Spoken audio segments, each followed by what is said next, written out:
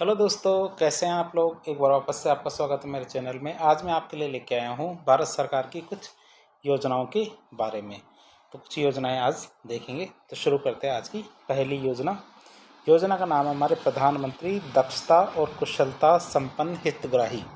Short में कहें तो जिसे पीएम दक्ष योजना कहेंगे। तो पीएम दक्ष योजना का पूरा नाम क्या होगा? प्रधानमंत्री दक्षता और कुशलता संपन्न हितग्राही। बात करें इसकी तो बात करें हम तो यह क्या है, भारत सरकार के द्वारा शुरू की गई एक राष्ट्रीय कार्य योजना है। ये क्या है? भारत सरकार के द्वारा शुरू की गई एक राष्ट्रीय कार्य योजना है। इसका मुख्य उद्देश्य क्या है? हमारी जो अनुसूचित जातियां हैं, एससी, अन्य पिछड़े वर्ग जैसे ओबीसी, आर्थिक रूप से कमजोर वर्ग जैसे ईडब्ल्यूएस, विमुक्त, गुमंतु और अर्धगुमंतु जनजातीय जैसे हमारी डीएनटी कहते हैं, जिन्हें सफाई कर्मचारी जिसमें हम कचरा उठाने वाले हैं उनको भी शामिल करते हैं, जैसे जो हाशिए पर रहने वाले समुदाय हैं, इनको क्या है, कौशल स्तर को बढ़ाना है। तो इसमें हम किन किन को शामिल कर रहे हैं? अनुसूचित जातियों मतलब एससी, ओबीसी मतलब अन्य पिछड़ा वर्ग, आर्थिक रूप से कमजोर वर्ग मतलब ईडब्ल्यूएस, विमुक्त, गुमंतु और अर्धगुमंतु जनजातीय जैसे डीएनटी, सफाई कर्मचारी जिसमें हम किन किन को शामिल कर रहे हैं? कचरा उठाने वाले लोग हैं, उनको भी इसमें शामिल कर रहे हैं। तो हम क्या कर रहे हैं, ये जो हाशिए पे हैं सारे लोग, इन समुदायों के कौशल स्तर को बढ़ाने का प्रयास कर रहे हैं। बात करें इस योजना की तो इसकी अवधि रहेगी हमारी 2021 से 2026 के बीच में। अब उद्देश्य की बात करें, इस योजना का उद्देश्य क्या है? तो ये उद्देश्य क्या है इसका? जो हमारे लक्ष्य समूह हैं इनकी दक्षता के स्तर को बढ़ाना ताकि उन्हें बेहतर रोजगार मिल सके। और जो भी कैसे मजदूरी और स्वरोजगार दोनों तरह के रोजगार मिल सके, ये हम कोशिश करेंगे और उनका सामाजिक आर्थिक विकास भी हो सके। दूसरा उद्देश्य है हाशिए पर रहने वाले जो समुदाय हैं उनको गुणवत्तापूर्ण कौशल विकास प्रशिक्षण प्रदान करके। कैसा प्रशिक्षण देना? में गुणवत्तापूर्ण कौशल विकास प्रशिक्षण देके आत्मनिर्भरता को बढ़ावा देना और सब्सिडी पर उनकी निर्भरता को कम करना है। तो हमारा उद्देश्य ये है उनको आत्मनिर्भरता को बढ़ावा देना, साथ ही साथ सब्सिडी पर उनकी जो निर्भरता है उनको कम करना है। फिर बाजार की मांग के अनुसार कौशल प्रशिक्षण प्रदान करके क्या करना है? बाजार की मांग के अनुसार कौशल प्रशिक्षण प्रदान करके कौशल अंतर को कम करना है। और साथ ही साथ लक्षित समूह के बीच में उद्यमिता को बढ़ावा देना भी इसका प्रमुख कार्य है। क्या है? लक्षित समूहों के बीच उद्यमिता को बढ़ावा देना इसका प्रमुख कार्य है। अब बात करते हैं इसके लक्षित समूह कौन कौन से हैं। वैसे तो हमने देख लिया था, फिर देख लेते हैं लक्षित समूह कौन कौन से हैं। तो पीएम दक्ष योजना निम्नलिखित श्रेणी के व्यक्तियों के लिए लागू की गई है। किस किस के लिए? हमारे अनुसूचित जाति के सदस्यों की बात करें तो इसमें आय की कोई सीमा नहीं है, सभी अनुसूचित जाति के सदस्यों को शामिल किया गया है। दूसरा हमारे विमुक्त, गुमंतु और अर्धगुमंतु जनजाति है जिन्हें डीएनटीज कहते हैं, इसमें भी आय की कोई सीमा नहीं रखी गई है। सफाई कर्मचारी जिसमें कचरा उठाने वाले, मैला उठाने वाले, ये सब लोग इसके अंदर शामिल है। और उनके जो आश्रित हैं, डिपेंडेंट्स हैं, उनको भी इसके अंदर शामिल किया गया है। और इनके लिए भी कोई आय सीमा तय नहीं की गई है। इनके लिए भी कोई आय सीमा तय नहीं की गई है। ईडब्ल्यूएस की बात करें, जो आर्थिक रूप से कमज़ोर वर्ग है, उनके लिए वार्षिक पारिवारिक आय 1 लाख से कम होनी चाहिए। इनके लिए जो आय सीमा तय की गई है वो कितनी है? हमारी वार्षिक आय 1 लाख रुपये से कम होनी चाहिए। और जो भी कैसी पारिवारिक आय 1 लाख रुपये से कम होनी चाहिए। फिर ओबीसी की बात करें तो ओबीसी में हमारे वार्षिक पारिवारिक आय 3 लाख से कम होनी चाहिए। क्या? वार्षिक पारिवारिक आय क्या? 3 लाख से कम होनी चाहिए। ट्रांसजेंडर की बात करें, ट्रांसजेंडर के लिए कोई अलग से प्रावधान नहीं किए गए हैं। ट्रांसजेंडर के लिए कोई अलग से प्रावधान नहीं किए गए हैं। फिर बात करें हमारे आयु मापदंड की, तो आवेदक है तो इसके लिए जो आवेदन करेंगे उनकी आयु 18 से 45 वर्ष के बीच में होनी चाहिए। आयु की बात करें तो आयु कितनी होनी चाहिए? 18 से 45 वर्ष के बीच होनी चाहिए। वह भारत का नागरिक होना चाहिए। उनके पास वैध आधार कार्ड और आधार कार्ड से जुड़ा हुआ एक बैंक खाता होना ज़रूरी है। लेकिन इस मामले में कुछ राज्यों को छूट दी जा सकती है, लेकिन नॉर्मली यही आयु मापदंड है। फिर हम देखेंगे क्योंकि इसके अंदर प्रशिक्षण दिया जाता है, तो प्रशिक्षण किस किस प्रकार का दिया जाएगा। तो प्रशिक्षण के प्रकार की बात करें तो पीएम दक्ष योजना के तहत 4 प्रकार के कौशल विकास प्रशिक्षण कार्यक्रम शामिल किए गए हैं। तो पीएम दक्ष योजना के तहत कितने प्रकार के? 4 प्रकार के कौशल विकास प्रशिक्षण कार्यक्रम शामिल किए गए हैं। पहला कार्यक्रम आता है हमारा अप स्किलिंग या री स्किलिंग। तो इसमें हम क्या करेंगे? मौजूदा कौशल है उनको उन्नत करना और या फिर नए कौशल को सीखना। इसमें क्या करेंगे, मौजूदा कौशल है उसको उन्नत करना या फिर नए कौशल सीखना इसमें शामिल किया गया है। यह आमतौर पर कम प्रशिक्षण अवधि का प्रशिक्षण होता है, मतलब कम समय के लिए ट्रेनिंग दी जाती है। और ये कौन सी है, अप स्किलिंग या री स्किलिंग। दूसरा प्रशिक्षण हमारे अल्पकालिक प्रशिक्षण कार्यक्रम। क्या अल्पकालिक प्रशिक्षण कार्यक्रम की बात करें तो 200 से 600 घंटे का, कितना 200 से 600 घंटे का, मतलब लगभग 3 से 6 महीने तक ये प्रशिक्षण कार्यक्रम चलता है और विभिन्न क्षेत्रों में ये कौशल प्रदान करता है। तो अल्पकालिक प्रशिक्षण कार्यक्रम है, ये 200 से 600 घंटों के लिए चलता है, जिसमें लगभग 3 से 6 महीने लगते हैं और ये क्या विभिन्न क्षेत्रों में कौशल प्रदान करता है। अगला आता है दीर्घकालिक प्रशिक्षण कार्यक्रम। क्या दीर्घकालिक प्रशिक्षण कार्यक्रम की बात करें तो यह आमतौर पर 5 महीने या उससे अधिक, कितना, आमतौर पर 5 महीने या उससे अधिक, कभी कभी 1 वर्ष, जिसमें 1000 घंटे शामिल कर सकते हैं। कितने, 1000 घंटे के लिए कह सकते हैं। तो दीर्घकालिक प्रशिक्षण कार्यक्रम है तो 1 वर्ष के लिए चलता है, जिसमें नॉर्मली 1000 घंटे का कार्यक्रम होता है। फिर उद्यमिता विकास कार्यक्रम की बात करें तो यह स्वरोजगार और अपना व्यवसाय शुरू करने के लिए, क्या यह स्वरोजगार और अपना व्यवसाय शुरू करने के लिए कौशल और मार्गदर्शन प्रदान करता है। तो हमारे जो समुदाय हैं इनको 4 प्रकार के प्रशिक्षण दिए जाते हैं। पहला अप स्किलिंग या री स्किलिंग, दूसरा अल्पकालिक प्रशिक्षण कार्यक्रम, तीसरा दीर्घकालिक प्रशिक्षण कार्यक्रम और चौथा हमारे उद्यमिता विकास कार्यक्रम। तो 4 प्रकार के प्रशिक्षण दिए जाते हैं। अब मुख्य विशेषताओं की बात करें, सबसे पहली बात आती है मुफ्त प्रशिक्षण। जो प्रशिक्षु है तो प्रशिक्षुओं के लिए प्रशिक्षण बिल्कुल मुफ्त है, सरकार के द्वारा 100% अनुदान दिया जाता है, इसमें जितना भी खर्चा होगा वो सरकार के द्वारा उठाया जाता है। वजीफे की बात करें, मतलब अनुदान की बात करें तो गैर आवासीय प्रशिक्षण है, ये ध्यान रखना, गैर आवासीय प्रशिक्षण कार्यक्रमों के लिए प्रशिक्षुओं को वजीफा दिया जाता है, स्टाइपेंड दिया जाता है। और वो कितना है, जो अनुसूचित जाति के उम्मीदवार होंगे उनको 1500 रुपये प्रतिमाह दिए जाएंगे। कितना, 1500 रुपये प्रतिमाह दिए जाएंगे। ओबीसी, ईडब्ल्यूएस और डीएनटी के उम्मीदवार होंगे उनको 1000 रुपये प्रतिमाह दिए जाएंगे, ये आप याद रखेंगे। एससी के उम्मीदवारों के लिए 1500 रुपये प्रतिमाह और ओबीसी, ईडब्ल्यूएस और डीएनटी के जो उम्मीदवार होंगे उनको 1000 रुपये प्रतिमाह ये जो वजीफ़ा दिया जाएगा। सफाई कर्मचारियों और उनके जो आश्रित होंगे उनके लिए 1500 रुपये प्रतिमाह वजीफ़ा दिया जाएगा। कितना, 1500 रुपये प्रतिमाह वजीफ़ा दिया जाएगा। फिर वेतन मुआवजे की बात करें तो अप स्किलिंग या री स्किलिंग कार्यक्रमों के तहत कार्यरत सफाई कर्मचारियों को प्रशिक्षण अवधि के दौरान उनके वेतन के नुकसान की भरपाई के लिए 500 रुपये प्रति व्यक्ति का वजीफ़ा दिया जाएगा। भरपाई के लिए कितना, 500 रुपये प्रति व्यक्ति वजीफ़ा दिया जाएगा। किसके लिए, यदि कोई भी बंदा है जो समुदाय के लोग हैं ये अप स्किलिंग या री स्किलिंग कार्यक्रम के तहत अपने आप को एनरोल कराते हैं तो उनका जो वेतन का नुकसान हुआ है उसके लिए 500 रुपये प्रति व्यक्ति का वजीफ़ा दिया जाएगा। फिर प्रमाणन की बात करें तो प्रशिक्षण और मूल्यांकन, क्या, प्रशिक्षण और मूल्यांकन सफलतापूर्वक पूरा करने के बाद जो प्रशिक्षित उम्मीदवार होंगे उनको प्रमाण पत्र भी प्रदान किया जाएगा। क्या किया जाएगा, प्रमाण पत्र दिया जाएगा प्रशिक्षण पूरा होने के बाद। प्लेसमेंट की बात करें तो प्रशिक्षित जो उम्मीदवार होंगे उनको मूल्यांकन और प्रमाणन के बाद रोजगार प्राप्त करने में भी सहायता दी जाएगी। क्या किया जाएगा, मूल्यांकन और प्रमाणन के बाद क्या है, रोजगार प्राप्त करने में भी सहायता दी जाएगी। फिर उद्यमिता की सहायता की बात करें, उद्यमिता विकास कार्यक्रमों के तहत अपना व्यवसाय शुरू करने के जो इच्छुक उम्मीदवार होंगे उनको मार्गदर्शन और सहायता प्रदान की जाएगी। अब कार्यान्वयन की बात करें इस योजना के कार्यान्वयन की, तो यही योजना हमारे सामाजिक न्याय और अधिकारिता मंत्रालय के तहत 3 निगमों के माध्यम से क्रियान्वित की जा रही है।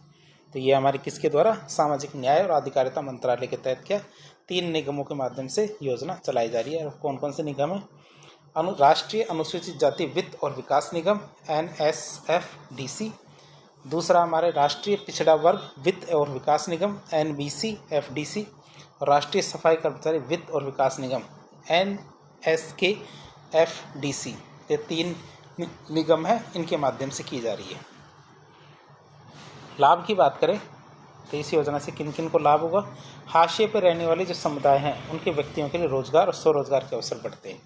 क्या, हाशिए पर रहने वाले समुदाय के व्यक्तियों के लिए रोजगार स्वरोजगार के अवसर बढ़ते हैं, उनकी आय में वृद्धि होती है, वे आर्थिक रूप से अधिक सशक्त होते हैं।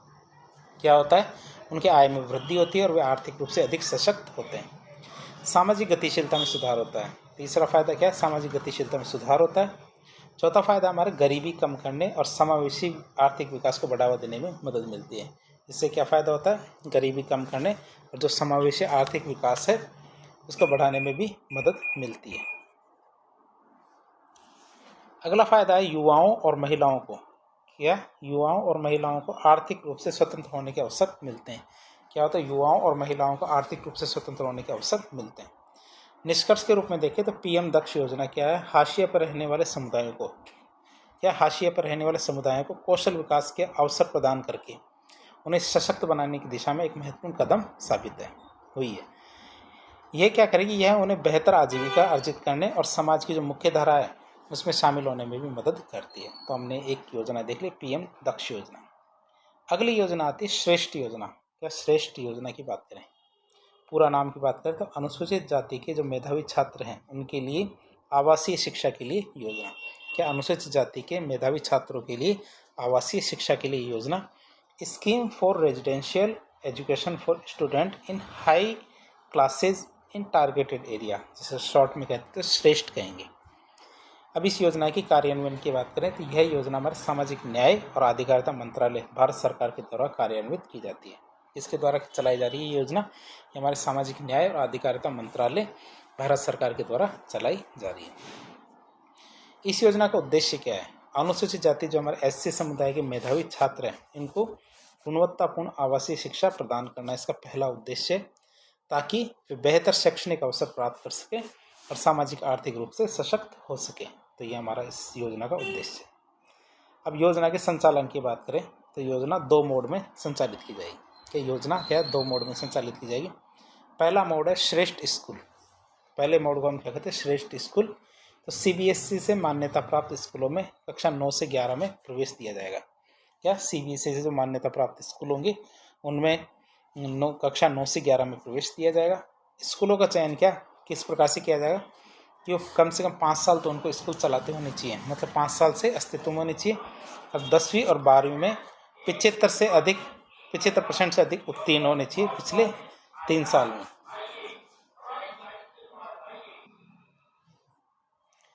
तीसरा आता है हमारे लगभग 3000 छात्रों की बात करें तो 3000 छात्रों का चयन किया जाएगा जो कौन होंगे? मेधावी एससी के, मेधावी जो एससी अनुसूचित जाति के छात्र होंगे उन 3000 छात्रों का चयन किया जाएगा।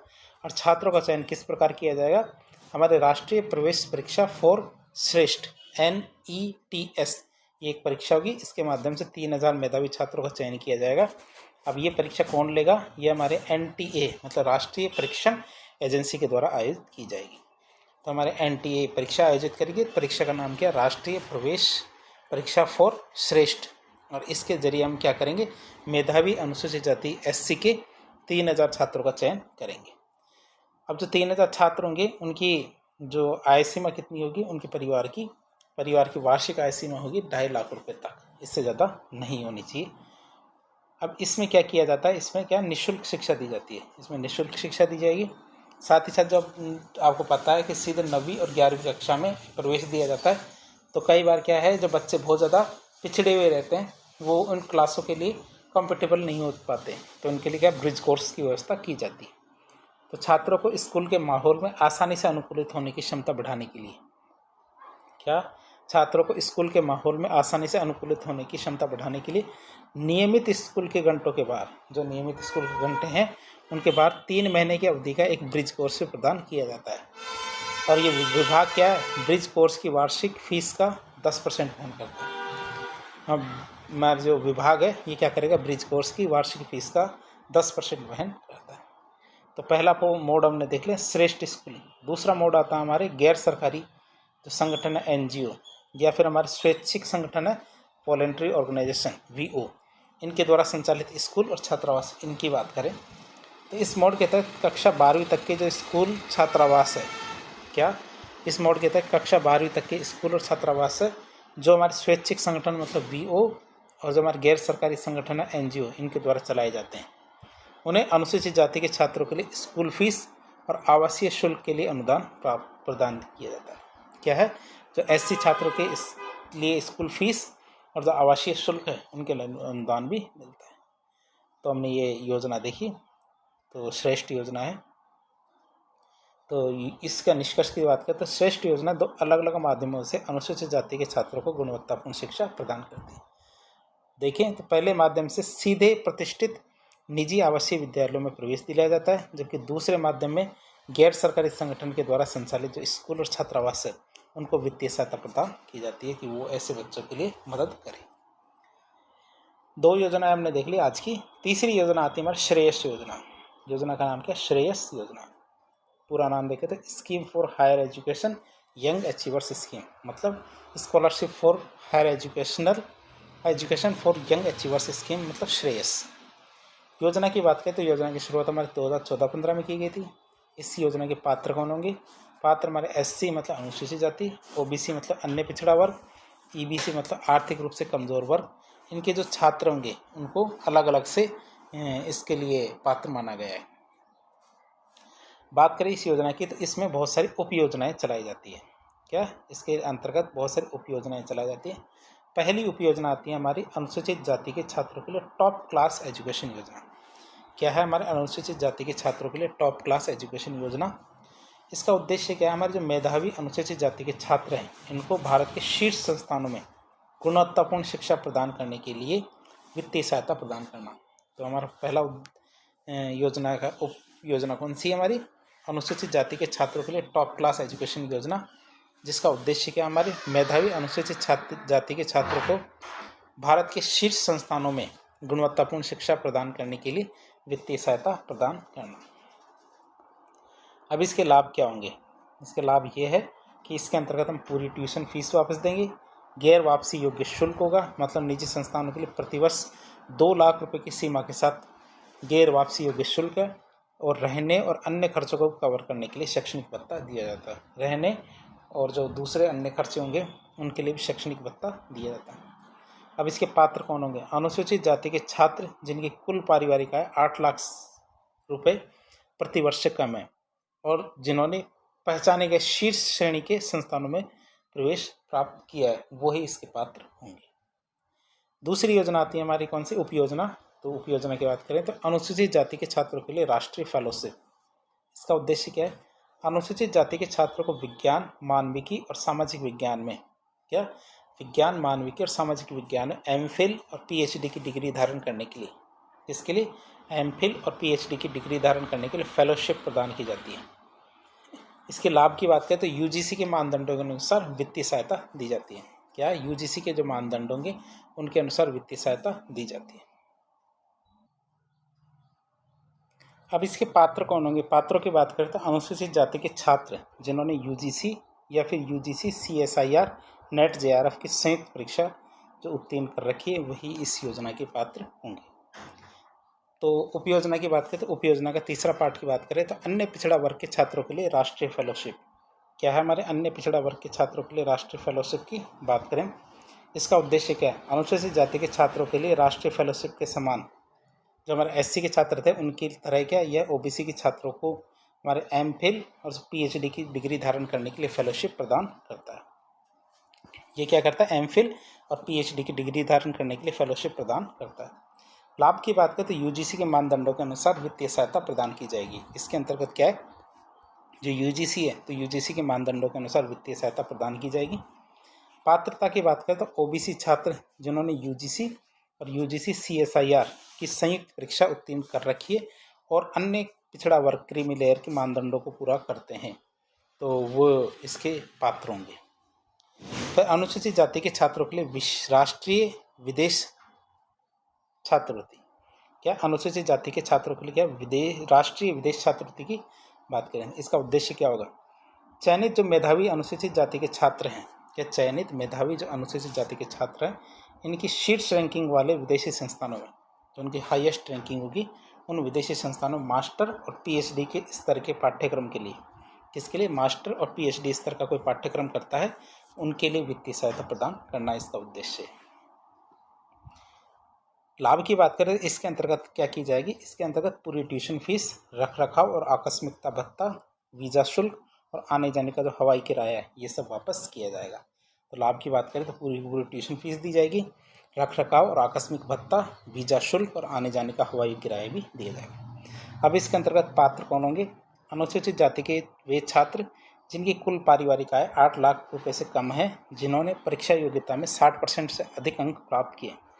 तो परीक्षा योग्यता थी तो योग्यता परीक्षा में 60% से अधिक अंक प्राप्त किए हैं, जिनकी आयु 35 वर्ष से कम है और जिन्होंने शीर्ष 500 QS रैंकिंग वाले जो क्वालिटी सर्टिफाइड रैंकिंग वाले जो विदेशी संस्थान और विश्वविद्यालय उनमें प्रवेश किया है वो ही इसके पात्र होंगे। फिर आता हमारा ओबीसी मतलब अन्य पिछड़ा वर्ग, आर्थिक रूप से कमजोर वर्ग के छात्रों के लिए विदेश में पढ़ाई के लिए शैक्षिक ऋण ब्याज सब्सिडी की जो अम्बेडकर केंद्रीय क्षेत्र योजना, तो अम्बेडकर केंद्रीय क्षेत्र योजना की बात करें, इसका उद्देश्य क्या होगा?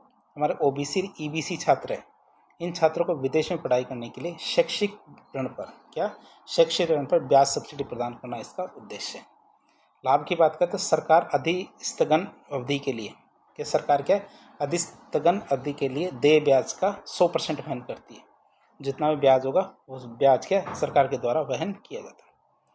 अब इसके पात्र कौन कौन होंगे? पात्रता की बात करें तो ओबीसी और ईबीसी छात्र, ओबीसी और ईबीसी छात्र जो विदेश में स्वीकृत मास्टर, एमफिल, पीएचडी पाठ्यक्रम में भर्ती हैं, जो हमारे मास्टर, एमफिल और पीएचडी पाठ्यक्रमों में भर्ती हैं और जिन्होंने इंडियन बैंक्स एसोसिएशन योजना के तहत इंडियन बैंक्स एसोसिएशन योजना के तहत एक अनुसूचित बैंक से शिक्षा ऋण लिया है, वो इनके पात्र होंगे।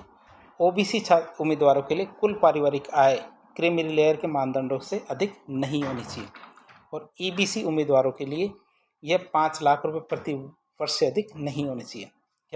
जो हमारे ईबीसी उम्मीदवार है तो ईबीसी उम्मीदवारों के लिए 5 लाख प्रति वर्ष से ज़्यादा नहीं होनी चाहिए। फिर आता हमारे अनुसूचित जाति और अन्य पिछड़ा वर्ग के छात्रों के लिए मुफ्त कोचिंग योजना। अनुसूचित जाति और अन्य पिछड़ा वर्ग के छात्रों के लिए मुफ्त कोचिंग योजना की बात करें तो इसका उद्देश्य क्या है? आर्थिक रूप से कमजोर एससी और ओबीसी उम्मीदवारों को व्यावसायिक पाठ्यक्रमों और नौकरियों के लिए प्रतियोगी और प्रवेश परीक्षाओं में बैठने में मदद करने के लिए गुणवत्तापूर्ण कोचिंग प्रदान करना इसका उद्देश्य है। उद्देश्य क्या हमारे? आर्थिक रूप से कमजोर एससी और ओबीसी उम्मीदवारों को व्यावसायिक पाठ्यक्रमों और नौकरियों के लिए प्रतियोगी और प्रवेश परीक्षाओं में बैठने में मदद करने के लिए गुणवत्तापूर्ण कोचिंग प्रदान करना इसका उद्देश्य है। लाभ की बात करें तो जो पैनलबद्ध संस्थाएं होंगी उनसे मुफ्त कोचिंग दिलाई जाएगी। इसके अंतर्गत जो पैनलबद्ध संस्था है उनसे मुफ्त कोचिंग दिलाई जाएगी। अब इसके पात्र कौन होंगे? पात्र होंगे हमारे आर्थिक रूप से कमजोर एससी और ओबीसी उम्मीदवार। पात्र कौन होंगे? आर्थिक रूप से कमजोर एससी और ओबीसी उम्मीदवार इसके पात्र होंगे जिनकी कुल पारिवारिक आय 8 लाख रुपए प्रति वर्ष से कम हो। तो इस जो उपयोजना है उसके ये लाभार्थी होंगे। तो ये योजना हमने देख ली। अगली योजना आती है हमारी प्रधानमंत्री यशस्वी योजना। प्रधानमंत्री यशस्वी योजना अगली योजना है। योजना के बारे में देखें, पूरा नाम क्या है? PM young achievers scholarship award scheme for vibrant India. PM young achievers scholarship award scheme for vibrant India मतलब पीएम यशस्वी योजना की बात करें तो ये योजना हमारे 2021-22 में शुरू की गई थी, पीएम यशस्वी। बात करें इस योजना की तो इस योजना का मुख्य उद्देश्य क्या है? जो हमारा ओबीसी, ईबीसी और डीएनटी है, ओबीसी, ईबीसी, डीएनटी है, इन श्रेणियों के छात्र हैं उनके बीच गुणवत्तापूर्ण शिक्षा को बढ़ावा देना। इनके बीच में क्या करना? गुणवत्तापूर्ण शिक्षा को बढ़ावा देना और उन्हें वित्तीय सहायता प्रदान करना। और क्या करना? उनको वित्तीय सहायता प्रदान करना इसका मुख्य उद्देश्य है। इन वंचित वर्गों के छात्रों को वित्तीय बाधाओं को, जो इन वंचित वर्गों के जो छात्र हैं इनकी जो वित्तीय बाधा है उनको दूर करके और अपनी शिक्षा पूरी करने में मदद करना। इनकी जो शिक्षा चल रही है तो उनकी शिक्षा को पूरी करने में मदद करना भी इसका मुख्य उद्देश्य है।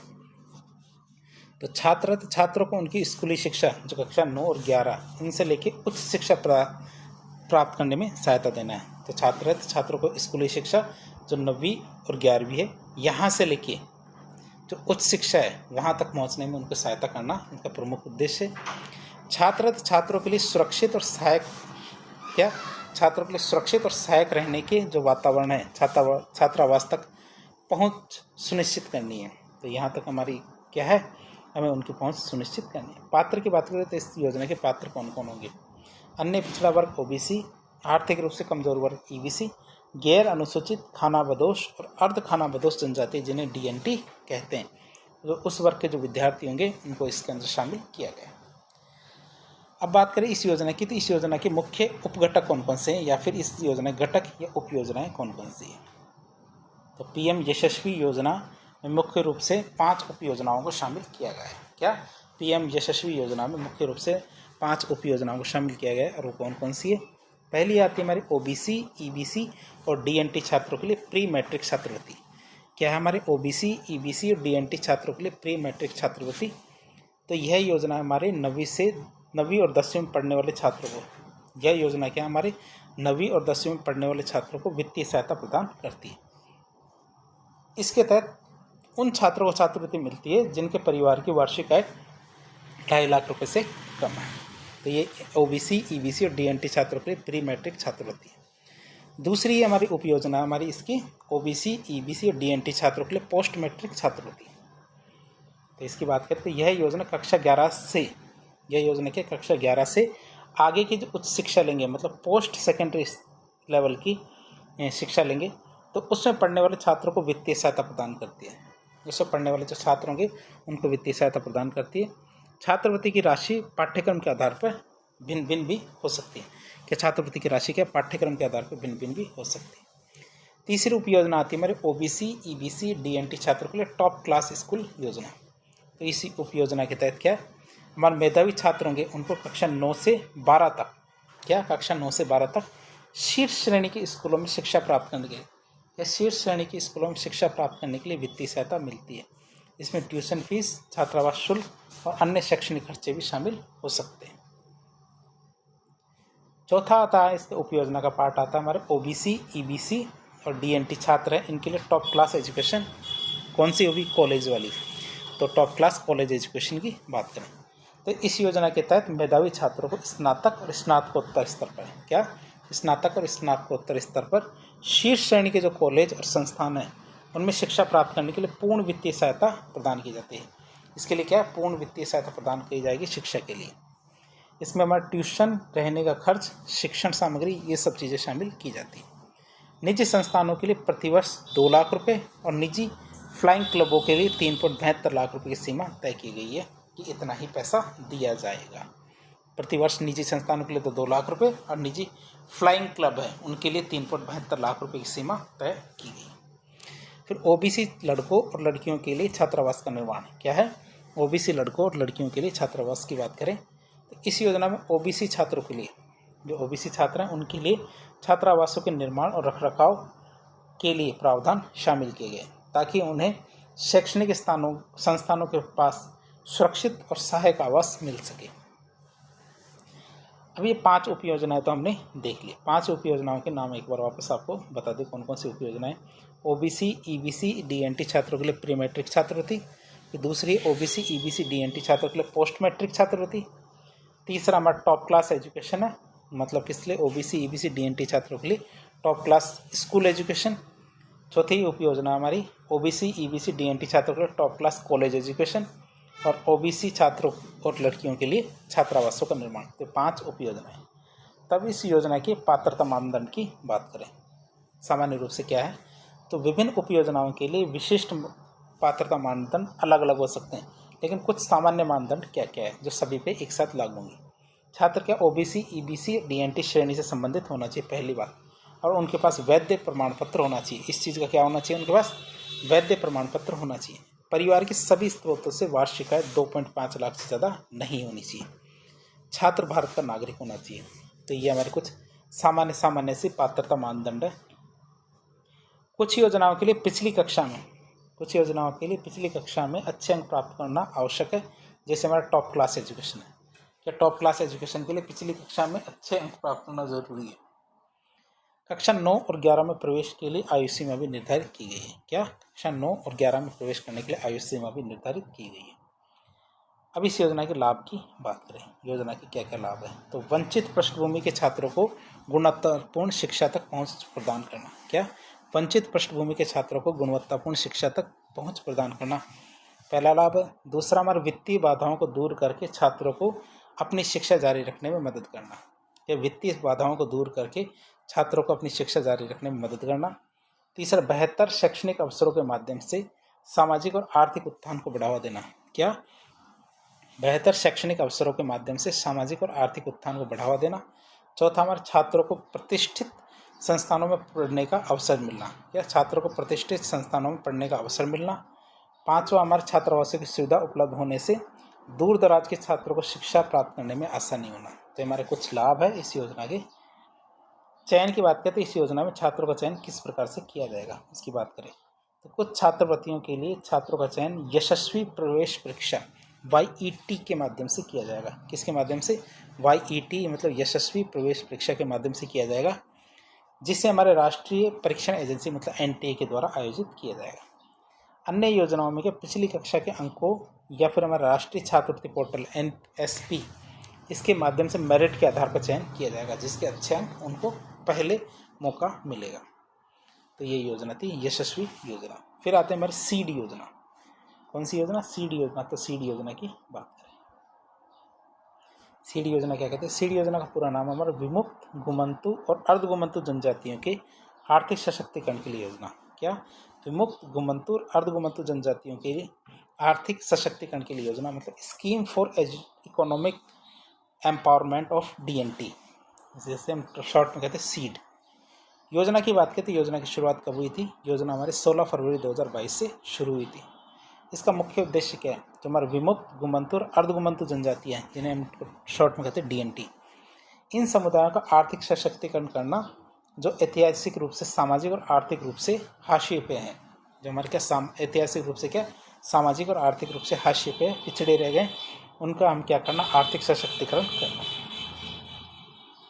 अब बात करें कार्यान्वयन की, तो यह योजना हमारे सामाजिक न्याय और अधिकारिता मंत्रालय के द्वारा कार्यान्वित की जा रही है। यह योजना क्या हमारे सामाजिक न्याय और अधिकारिता मंत्रालय के द्वारा कार्यान्वित की जा रही है। योजना के मुख्य उद्देश्य की बात करें तो विमुक्त, गुमंतु और अर्धगुमंतु के विमुक्त, गुमंतु और अर्धगुमंतु जनजातियों के सदस्यों को वित्तीय सहायता प्रदान करना, ताकि वे अपने आजीविका के अवसर बढ़ा सकें। यह योजना का मुख्य उद्देश्य क्या है? विमुक्त, गुमंतु और अर्धगुमंतु जनजातियों के सदस्यों को वित्तीय सहायता प्रदान करना, ताकि वे अपनी आजीविका के अवसर बढ़ा सकें। उन्हें कौशल विकास प्रशिक्षण प्रदान करना। क्या?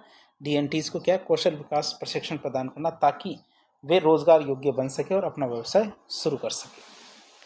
अगला हमारा उद्देश्य है उन्हें स्वास्थ्य बीमा कवरेज प्रदान करना, ताकि वे चिकित्सा खर्चों के वित्तीय बोझ से बच सके। उन्हें क्या है? हमारे स्वास्थ्य बीमा कवरेज प्रदान करना, ताकि वे चिकित्सा खर्चों के वित्तीय बोझ से बच सकें। उन्हें आवास तक पहुंच प्रदान करने में सहायता करना। उन्हें क्या? आवास तक पहुंच प्रदान करने में सहायता करना, ताकि वे एक स्थिर और सुरक्षित जीवन जी सकें। और इन समुदायों के सामाजिक आर्थिक विकास को समग्र रूप से बढ़ावा देना। जो हमारे समुदाय हैं, इनके सामाजिक आर्थिक विकास को समग्र रूप से बढ़ावा देना भी इसका उद्देश्य है। अब बात करेंगे हम योजना के घटकों की। योजना में कौन कौन से घटक हैं? तो सीड योजना में मुख्य रूप से 4 घटक हैं। तो सीड योजना हमारे 4 घटकों पर केंद्रित है। पहला घटक आता है हमारा शैक्षिक सशक्तिकरण। क्या? शैक्षिक सशक्तिकरण की बात करें तो इस घटक के तहत DNT समुदाय के छात्रों को शिक्षा प्रदान करने के लिए, क्या DNT समुदाय के छात्रों को शिक्षा प्रदान करने के लिए वित्तीय सहायता प्रदान की जाती है। इसमें जिसमें क्या हमारे क्या छात्रवृत्ति, ट्यूशन फीस, पुस्तकों और अन्य शैक्षिक सामग्रियों के लिए, क्या हमारे छात्रवृत्ति, ट्यूशन फीस, पुस्तकों और अन्य शैक्षणिक सामग्री के लिए सहायता शामिल हो सकती है। फिर हमारा उच्च शिक्षा प्राप्त करने वाले छात्र हैं, इनको विशेष प्रोत्साहन दिया जाता है। क्या होता है? हमारे उच्च शिक्षा प्राप्त करने वाले जो छात्र होते हैं, इनको विशेष प्रोत्साहन दिया जाता है। आवासीय विद्यालयों, छात्रावासों की स्थापना, उन्नयन के लिए सहायता प्रदान की जा सकती है। क्या है? आवासीय विद्यालयों, छात्रावासों की स्थापना और उन्नयन के लिए क्या सहायता प्रदान की जा सकती है, ताकि इन समुदाय के छात्रों को बेहतर शैक्षणिक वातावरण मिल सके। तो ये पहला तरीका हमारा कौन सा है? हमारा शैक्षिक सशक्तिकरण। दूसरा तरीका आता है हमारा आजीविका समर्थन। क्या करना है? आजीविका समर्थन। इसकी बात करें तो ये घटक हमारे DNT समुदाय के व्यक्तियों को, ये घटक क्या है? हमारे DNT समुदाय के व्यक्तियों को स्थायी आजीविका के अवसर प्रदान करने पर केंद्रित है। ये घटक क्या हमारे DNT समुदाय के व्यक्तियों को स्थायी आजीविका के अवसर प्रदान करने पर केंद्रित है। कौशल विकास प्रशिक्षण कार्यक्रम आयोजित किए जाते हैं। इसके अंतर्गत क्या किया जाता है? कौशल विकास प्रशिक्षण कार्यक्रम आयोजित किए जाते हैं, ताकि वे विभिन्न व्यवसायों में कुशल बन सकें, ताकि वे क्या विभिन्न व्यवसायों में कुशल बन सकें और रोजगार प्राप्त कर सकें, या फिर अपना स्वयं का उद्यम शुरू कर सकें। तो हम इसमें क्या करेंगे? प्रशिक्षण कार्यक्रम आयोजित करेंगे। स्वरोजगार को बढ़ावा देने के लिए वित्तीय सहायता। क्या स्वरोजगार को बढ़ावा देने के लिए वित्तीय सहायता की बात करें, जैसे कि ऋण या अनुदान दिया जाता है। क्या वित्तीय सहायता प्रदान की जाती है, ताकि वे अपना व्यवसाय स्थापित कर सकें। बाजार लिंकेज और विपणन सहायता भी प्रदान की जाती है। क्या बाजार लिंकेज और विपणन सहायता प्रदान की जा सकती है, ताकि उनके उत्पादों और सेवाओं को उचित मूल्य मिल सके, ताकि क्या उनके उत्पादों और सेवाओं को उचित मूल्य मिल सके। फिर आता है हमारा स्वास्थ्य बीमा। तो स्वास्थ्य बीमा की बात करें तो इस घटक के तहत डीएनटी समुदाय के सदस्यों को स्वास्थ्य बीमा कवरेज प्रदान किया जाता है। क्या होता है, इस घटक के तहत डीएनटी समुदाय के सदस्यों को स्वास्थ्य बीमा कवरेज प्रदान किया जाता है ताकि वे गंभीर बीमारी के इलाज के लिए वित्तीय रूप से सुरक्षित रहें। ताकि वे क्या गंभीर बीमारी के इलाज के लिए वित्तीय रूप से सुरक्षित रहें। यह बीमा योजना उन्हें क्या गुणवत्तापूर्ण चिकित्सा देखभाल तक पहुंच प्रदान करती है। यह बीमा योजना क्या है, उन्हें गुणवत्तापूर्ण चिकित्सा देखभाल तक पहुंच प्रदान करती है और उनके स्वास्थ्य संबंधी खर्चों के बोझ को कम करती है। उनका स्वास्थ्य संबंधी खर्च है उनके बोझ को कम करेगी। स्वास्थ्य बीमा सरकार के द्वारा प्रीमियम का भुगतान किया जाता है, उसमें सब्सिडी भी दी जाती है। या तो सब्सिडी दी जाएगी या प्रीमियम का भुगतान किया जाएगा। आवास की बात करें तो आवास वाला जो घटक है, यह घटक हमारे डीएनटी समुदाय के सदस्यों को आवास तक पहुंच प्रदान करने में सहायता करता है। यह घटक क्या करता है, डीएनटी समुदाय के सदस्यों को आवास तक पहुंच प्रदान करने में सहायता करता है। किफ़ायती आवास योजनाओं के तहत क्या है, किफ़ायती आवास योजनाओं के तहत उन्हें घर बनाने खरीदने के लिए वित्तीय सहायता प्रदान की जा सकती है। क्या घर बनाने और खरीदने के लिए वित्तीय सहायता प्रदान की जा सकती है। मौजूदा बस्तियों के उन्नयन और बुनियादी सुविधाएं जैसे हमारे बिजली पानी स्वच्छता, इनमें सुधार करने के लिए भी प्रावधान किए जा सकते हैं। और बिजली पानी स्वच्छता में सुधार करने के लिए प्रावधान किए जा सकते हैं। तो आवास वाला पॉइंट है ये। अब जो सीडी योजना है, सीडी योजना का लाभ उठाने के लिए आवेदक को कुछ मानदंड है उनको पूरा करना जरूरी है। पहला मानदंड है कि वे भारत के नागरिक होने चाहिए। दूसरा मानदंड वे विमुक्त घुमंतुर अर्धघुमंतु जनजाति समुदाय से संबंधित होने चाहिए। क्या है, वे विमुक्त घुमंतुर अर्धघुमंतु जनजाति समुदाय से संबंधित होने चाहिए। उनके पास सक्षम प्राधिकारी के द्वारा वैध जाति प्रमाण पत्र होना चाहिए। और विभिन्न घटकों के तहत लाभ प्राप्त करने के लिए क्या विभिन्न घटकों के तहत लाभ प्राप्त करने के लिए विशिष्ट आय मानदंड और अन्य आवश्यकता हो सकती है, वो सब होनी चाहिए जो योजना में दिशा निर्देशों में विस्तृत रूप से बताई गई है। तो ये सब चीज़ें होनी चाहिए। अब योजना की बात करें तो योजना का कार्यान्वयन कैसे किया जाएगा।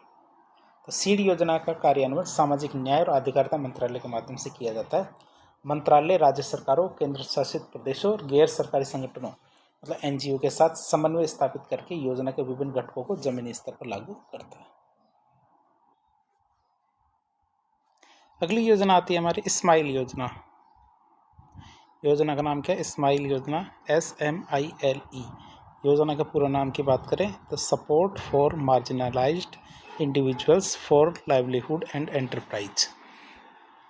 तो पूरा नाम देखें तो support for marginalised individuals for livelihood and enterprise, short में कहे तो स्माइल। अब इस योजना का नोडल मंत्रालय कौन होगा, जो हमारे सामाजिक न्याय और अधिकारिता मंत्रालय है वो क्या है, हमारे इस योजना का नोडल मंत्रालय रहेगा। योजना के मुख्य उद्देश्यों की बात करें तो योजना में क्या क्या पॉइंट शामिल किए गए। ट्रांसजेंडर समुदाय है और भीख मांगने के कार्य में लगे जो लोग हैं उनको पुनर्वास, चिकित्सा सहायता, परामर्श, बुनियादी सुविधाएं और शिक्षा प्रदान करना इसका मुख्य उद्देश्य है। उन्हें कौशल विकास प्रशिक्षण प्रदान करके रोजगार योग्य बनाना और स्थायी आजीविका के अवसर उपलब्ध कराना दूसरा उद्देश्य। तीसरा, उन्हें अपना उद्यम स्थापित करने के लिए वित्तीय सहायता और मार्गदर्शन प्रदान करना। उनको क्या है, हमारा उद्यम स्थापित करने के लिए वित्तीय सहायता और मार्गदर्शन प्रदान करना तीसरा उद्देश्य। चौथा उद्देश्य आता हमारा, इन्हें हाशिए पर रहने वाले जो समुदाय हैं, इन हाशिए पर रहने वाले समुदायों के प्रति सामाजिक स्वीकृति और जागरूकता बढ़ाना, उन्हें समाज की मुख्य धारा में शामिल करना और एक सम्मानजनक जीवन जीने में सक्षम बनाना भी इसका उद्देश्य है। इन्हें क्या है, समाज की मुख्य धारा में शामिल करना और एक सम्मानजनक जीवन जीने में सक्षम बनाना भी इसका मुख्य उद्देश्य है।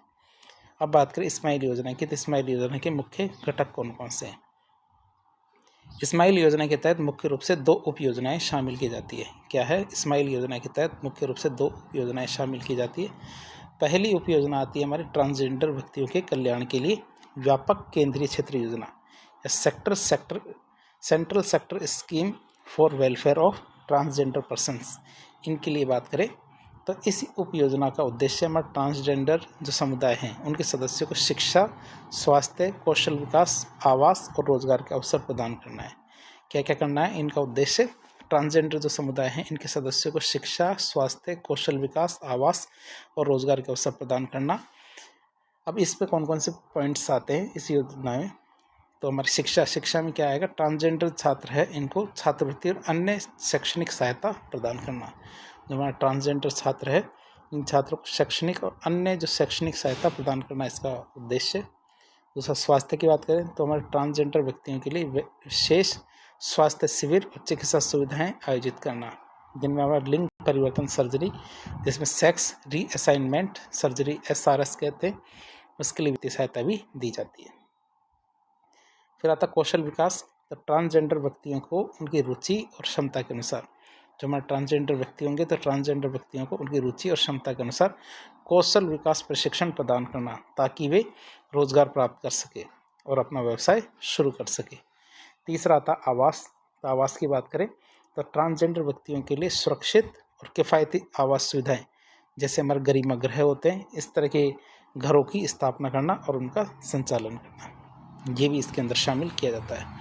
रोजगार की बात करें तो हमारे ट्रांसजेंडर व्यक्तियों के उनको रोजगार के अवसर प्रदान करने के लिए जागरूकता कार्यक्रम आयोजित करना, और नियोक्ता है तो नियोक्ताओं के लिए समन्वय स्थापित करना, तो ये सब चीज़ें इसके अंदर शामिल की जाती है।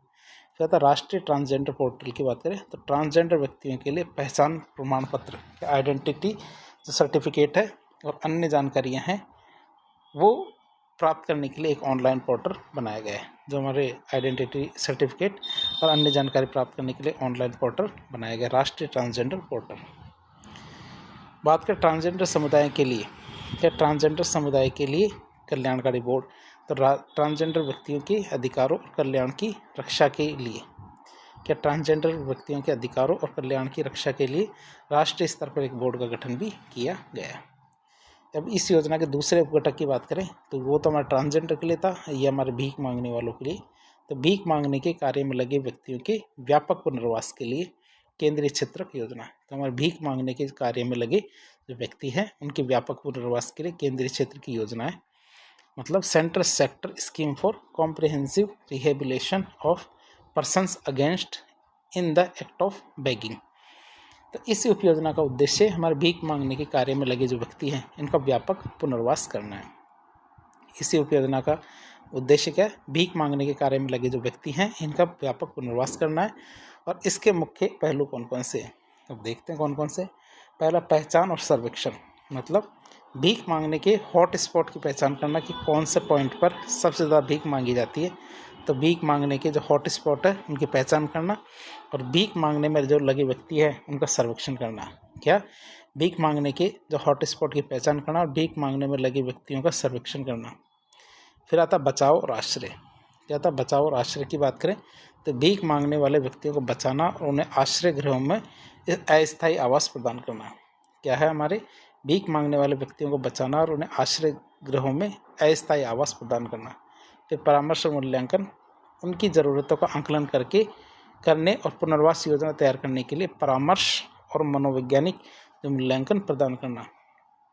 क्या, परामर्श और मूल्यांकन की बात करें तो उनकी ज़रूरतों का आंकलन करने और पुनर्वास योजना तैयार करने के लिए परामर्श और मनोवैज्ञानिक मूल्यांकन प्रदान करना। चिकित्सा सहायता की बात करें तो बीमार और ज़रूरतमंद व्यक्तियों को चिकित्सा उपचार प्रदान करना। क्या, बीमार और ज़रूरतमंद व्यक्ति हैं उनको चिकित्सा उपचार प्रदान करना। शिक्षा और कौशल की बात करें, शिक्षा और कौशल विकास, तो बच्चों को शिक्षा प्रदान करना और वयस्क व्यक्तियों को कौशल विकास प्रशिक्षण देना ताकि वे रोजगार योग्य बन सके। फिर आते हैं हमारे आजीविका सहायता।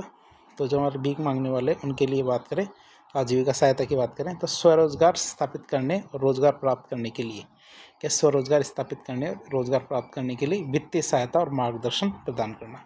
क्या करना, वित्तीय सहायता और मार्गदर्शन प्रदान करना इसका एक कॉम्पोनेंट है। जागरूकता की बात करें तो भीख मांगने की जो समस्या है उसके बारे में सामाजिक जागरूकता बढ़ाना और लोगों को दान देने के बजाय पुनर्वास प्रयासों का समर्थन करने के लिए प्रोत्साहित करना। लोगों को किस तरह से प्रोत्साहित करना है कि पहले तो जो भीख मांगने वाली की समस्या है उनके बारे में सामाजिक जागरूकता बढ़ाई जाए। दूसरा, फिर लोगों को दान देने की बजाय की जो प्रवृत्ति है उसको रोकने की बजाय क्या करना, उनको पुनर्वास के प्रयास में समर्थन देने की बात कही गई है कि उनको समर्थन दो पुनर्वास के लिए। तो पुनर्मिलन की बात करो, जहाँ संभव हो भीख मांगने वाले व्यक्तियों को उनके परिवारों से पुनर्मिलन कराने का प्रयास किया जाना चाहिए। जो छोटे बच्चे हैं उनको उनके पुराने परिवार है तो उनमें भेजा जाना चाहिए। अब पात्रता की बात करें, इस योजना में कौन कौन से पात्र होंगे तो पात्रता के मानदंड क्या क्या है? पहला आता ट्रांसजेंडर व्यक्ति। तो इस उप योजना का लाभ उठाने के लिए व्यक्ति को ट्रांसजेंडर होना चाहिए और उसके पास पहचान प्रमाण पत्र होना चाहिए। दूसरा, भीख मांगने के कार्य में लगे व्यक्ति की बात करें तो इस योजना का लाभ उन व्यक्तियों को मिलेगा जो भीख मांगने के कार्य में संलग्न पाए जाते हैं, तो उनको इसका लाभ मिलता है। फिर कार्यान्वयन की बात करें इस योजना के, तो सामाजिक न्याय और अधिकारिता मंत्रालय राज्य सरकारों, केंद्र शासित प्रदेशों, स्थानीय निकाय और गैर सरकारी संगठनों एनजीओ, इनके माध्यम से क्या स्माइल योजना का कार्यान्वयन करता है। मंत्रालय वित्तीय सहायता प्रदान करता है और योजना के प्रभावी कार्यान्वयन के लिए दिशा निर्देश जारी करता है। मंत्रालय क्या वित्तीय सहायता प्रदान करता है और योजना के प्रभावी कार्यान्वयन के लिए दिशा निर्देश जारी करता है। अगली योजना आती है प्रधानमंत्री अनुसूचित जाति अभ्युदय योजना। प्रधानमंत्री अनुसूचित जाति अभ्युदय योजना जिसे कहते हैं पीएम अजय। यह योजना क्या है, हमारे 2021-22 में 3 पहले से चल रही योजनाएं थी। कौन कौन सी? प्रधानमंत्री आदर्श ग्राम योजना, अनुसूचित जातियों के उप योजना के लिए विशेष केंद्रीय सहायता और बाबू जगजीवन राम छात्रावास योजना। ये 3 योजनाएं थी, इनको मिला करके एक योजना बनाई गई है। योजना का नाम क्या? प्रधानमंत्री अनुसूचित जाति अभ्युदय योजना। तो इन 3 योजनाओं को मिलाकर एक योजना बनाई गई जिसे पीएम अजय कहते हैं। योजना की बात करें तो योजना के मुख्य उद्देश्य क्या है? अनुसूचित जाति बहुल राज्य गाँव में, ऐसे गांव जहां पे अनुसूचित जाति बहुत ज़्यादा रहती है, उन गांवों में पर्याप्त बुनियादी ढांचा और आवश्यक सेवाएं सुनिश्चित करके क्या है सामाजिक और आर्थिक विकास संकेतकों में सुधार करना है। तो इसमें क्या किया जाएगा? ऐसे गांव जहां पे अनुसूचित जाति बहुत ज़्यादा संख्या में रहती है, उन गांवों में पर्याप्त बुनियादी ढांचा और आवश्यक सेवाएं सुनिश्चित करके सामाजिक आर्थिक विकास संकेतकों में सुधार करना है। कौशल विकास, आय सृजन योजना और अन्य पहलों के माध्यम से अनुसूचित जाति समुदाय की गरीबी को कम करना और उन्हें गरीबी रेखा से ऊपर लाना। क्या? कौशल विकास, आय सृजन योजनाओं और अन्य पहलों के माध्यम से अनुसूचित जाति समुदायों की गरीबी को कम करना और उन्हें गरीबी रेखा से ऊपर लाना। गुणवत्तापूर्ण संस्थानों में पर्याप्त आवासीय सुविधाएं प्रदान करके, क्या गुणवत्तापूर्ण संस्थानों में पर्याप्त आवासीय सुविधाएं प्रदान करके, साथ ही आवश्यक होने पर आवासीय विद्यालय विशेष रूप से आकांक्षी जिलों, अनुसूचित जाति बहुल ब्लॉकों और भारत के अन्य हिस्सों में अनुसूचित जातियों के लिए साक्षरता बढ़ाना, और स्कूलों और उच्च शिक्षण संस्थानों में अनुसूचित जातियों के लिए साक्षरता बढ़ाना और स्कूलों और उच्च शिक्षण संस्थानों में उनके नामांकन को प्रोत्साहित करना है। उनको नामांकन को प्रोत्साहित करना है। अब पीएम अजय की बात करते हैं। इस योजना के मुख्य रूप से कौन कौन से उपघटक है उनकी बात करें। पीएम अजय योजना में मुख्य रूप से 3 घटक शामिल किए गए। कितने? पीएम योजना में 3 घटक शामिल है। पहला आता आदर्श ग्राम। आदर्श ग्राम। तो इस घटक का उद्देश्य अनुसूचित जाति बहुल गाँवों में अनुसूचित जाति बहुल गाँवों को आदर्श ग्राम के रूप में विकसित करना है। क्या करना है? इस घटक में आदर्श ग्राम के रूप में विकसित करना अनुसूचित जाति बहुल गाँवों को, जहां सभी वर्गों की न्यूनतम आवश्यकताएं पूरी हो, जहां सभी वर्गों की जो न्यूनतम आवश्यकताएं वो पूरी हो और असमानता कम से कम हो। जहाँ क्या असमानता कम से कम होनी चाहिए।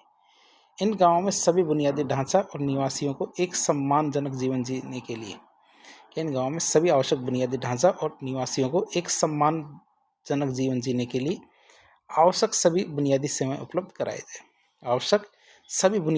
उपलब्ध कराई जानी चाहिए। इसके तहत पेयजल, स्वच्छता, शिक्षा, स्वास्थ्य, पोषण, सामाजिक सुरक्षा, ग्रामीण सड़कें और आवास, बिजली और स्वच्छ ईंधन, कृषि पद्धतियाँ, वित्तीय समावेशन, डिजिटलीकरण, आजीविका, कौशल विकास जैसे जो क्षेत्र हैं इन पर ध्यान केंद्रित किया जाता है। तो आदर्श ग्राम को हमने देख लिया। दूसरा पॉइंट आता है जिला और राज्य स्तरीय परियोजनाओं के लिए अनुदान सहायता। क्या? जिला या फिर हमारे राज्य स्तरीय जो परियोजनाएं होती हैं उनके लिए अनुदान सहायता की बात करें तो इस घटक का उद्देश्य क्या? कौशल विकास और आय सृजन योजनाएं। क्या? इस घटक का उद्देश्य कौशल विकास, आय सृजन योजनाओं और अन्य पहलों के माध्यम से अनुसूचित जाति समुदायों की गरीबी को कम करना है। जो अनुसूचित जाति है उनके समुदाय की गरीबी को कम करना इसका उद्देश्य है। इसके तहत हमारे व्यापक आजीविका परियोजनाएं, परिसंपत्तियों का निर्माण, अधिग्रहण जो हमारे लाभार्थी और परिवारों के लिए आती है, बुनियादी ढांचा विकास मतलब परियोजनाओं से संबंधित, और छात्रावास और आवासीय विद्यालय अन्य बुनियादी ढांचा विकास परियोजनाएं इसके अंदर शामिल हो सकती है। तो ये दूसरा था हमारा जिला या राज्य स्तरीय परियोजनाओं के लिए अनुदान सहायता। तीसरा पॉइंट आता हमारा छात्रावास, जो बाबू जगजीवन राम छात्रावास योजना थी उसमें की जगह क्या है, छात्रावास। तो इस घटक का उद्देश्य हमारे अनुसूचित जाति के छात्रों को गुणवत्तापूर्ण शिक्षा प्रदान प्राप्त करने और उनकी ड्रॉप आउट दर को कम करने के लिए छात्रावासों का निर्माण करना, जो पहले से निर्माण है उनका मरम्मत करना है। तो यह योजना हमारे राज्य सरकारों, केंद्र शासित प्रदेशों, केंद्रीय राज्य विश्वविद्यालय संस्थाओं के माध्यम से क्रियान्वित की जाती है। यह योजना कि हमारे राज्य सरकारों, केंद्र शासित प्रदेशों, केंद्रीय या राज्य विश्वविद्यालय संस्थानों के माध्यम से क्रियान्वित की जाती है। लड़कियों के छात्रावासों के निर्माण के लिए या लड़कियों के छात्रावासों के निर्माण के लिए 100% और लड़कों के छात्रावासों के निर्माण के लिए 50% केंद्रीय सहायता दी जाती है। मतलब 50% तो लड़कों के लिए देंगे, 100% हमारे लड़कियों के छात्रावासों के लिए देंगे। अब इनके पात्रता मानदंड क्या क्या होंगे वो देखें। इस योजना के तहत पात्रता क्या क्या होगी, तो विभिन्न घटकों के लिए विशिष्ट पात्रता मानदंड अलग अलग हो सकते हैं, लेकिन कुछ सामान्य दिशा निर्देश क्या है। आदर्श ग्राम की बात करें तो ऐसे गांव जहां अनुसूचित जाति की आबादी 40% से ज़्यादा है और कुल आबादी 500 या उससे ज़्यादा होनी चाहिए। तो 40% से ज़्यादा तो SC होनी चाहिए और 500 लोग तो कम से कम होनी चाहिए। अनुदान सहायता की बात करें तो आय सृजन और कौशल विकास योजनाओं के लिए गरीबी रेखा से नीचे मतलब BPL के SC जाति के व्यक्ति ही इसके पात्र होंगे। बुनियादी ढांचे के विकास के लिए 50% या उससे अधिक अनुसूचित जाति की आबादी वाले गांव इसके पात्र होंगे। छात्रावास की बात करें तो अनुसूचित जाति के छात्र जो शिक्षा प्राप्त कर रहे हैं इन छात्रावास में रहने के लिए पात्र होंगे। कौन से छात्र, जो अनुसूचित जाति के छात्र जो शिक्षा प्राप्त कर रहे हैं इन छात्रावासों में रहने के लिए पात्र होंगे। कार्यान्वयन की बात करें तो PM अजय योजना सामाजिक न्याय और अधिकारिता मंत्रालय के तहत एक केंद्र सरकार के द्वारा प्रायोजित योजना के रूप में कार्यान्वित की जा रही है। विभिन्न घटकों का कार्यान्वयन हमारे राज्य सरकारों, केंद्र शासित प्रदेशों और संबंधित केंद्रीय मंत्रालयों और विभागों के माध्यम से किया जाता है। किसके माध्यम से, तो हमारे राज्य सरकारों, केंद्र शासित प्रदेशों और संबंधित केंद्रीय मंत्रालयों और विभागों के माध्यम से की जाती है। लाभ की बात करें तो अनुसूचित जाति बहुल गाँव में, ऐसे क्षेत्र जहाँ पर अनुसूचित जाति बहुत ज़्यादा रहती है उन गाँवों में बुनियादी ढांचे और आवश्यक सेवाओं का विकास किया जाता है। अनुसूचित जाति समुदायों के लिए रोजगार और आय सृजन के अवसरों में वृद्धि की जाती है। क्या है, अनुसूचित जाति समुदायों के लिए रोजगार और आय सृजन के अवसरों में वृद्धि की जाती है। और अनुसूचित जाति के छात्रों के लिए क्या, अनुसूचित जाति के छात्रों के लिए गुणवत्तापूर्ण शिक्षा तक बेहतर पहुंच और ड्रॉप आउट दरों में कमी की जाती है। सामाजिक और आर्थिक रूप से हाशिए पर रहने वाले समुदायों का उत्थान और सशक्तिकरण किया जाता है। तो वीडियो थोड़ा बड़ा बन रहा है तो इसको यहीं रोकते हैं। यदि आपको हमारी योजनाओं वाला चैप्टर पसंद आ रहा है तो वीडियो को लाइक करें, चैनल को सब्सक्राइब करें, अपने दोस्तों के साथ शेयर करें। धन्यवाद।